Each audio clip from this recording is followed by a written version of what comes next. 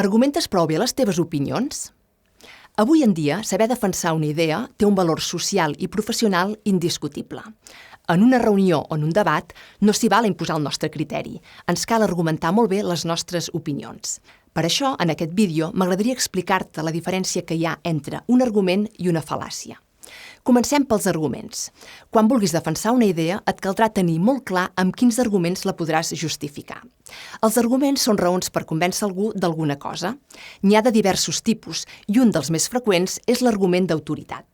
Aquest argument consisteix a citar alguna autoritat reconeguda o aportar dades objectives.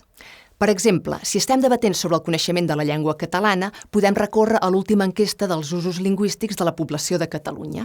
Segons aquest estudi, un 81% de les persones enquestades sap parlar català, però només un 65% el sap escriure.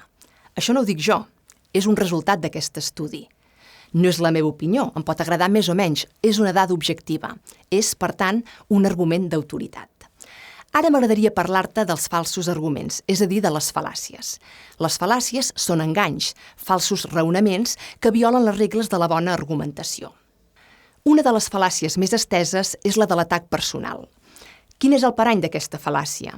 Doncs que en comptes de rebatre l'opinió d'algú amb arguments sòlids, s'ataca directament la persona que parla. Imaginem-nos que continuem debatent sobre el coneixement del català i que després que jo hagi portat les dades anteriors, el meu interlocutor m'etzibi. No em crec ni una paraula del que dius. Ets una mentidera. Home, d'entrada no m'insultis. I en segon lloc, no es tracta de creure't o no creure't el que et dic, sinó d'acceptar que les dades són aquestes. Les fal·làcies són demagògiques i les hem de combatre sempre, evitant-les, és a dir, no fent-les servir, i sobretot detectant-les en els altres per no caure en paranys dialèctics. En definitiva, l'argumentació ha de ser respectuosa.